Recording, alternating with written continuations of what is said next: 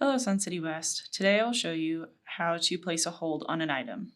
From our homepage, suncitywest.com/library, you'll go into the catalog, and then you'll sign into your account. You have to sign into your account in order to place a hold on items. Once you're signed in, you can search for the item that you want.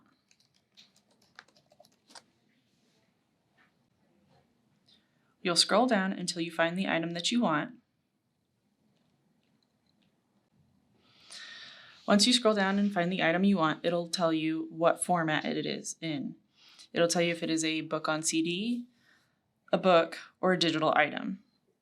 You'll go to the one that you want and you'll click Place Hold.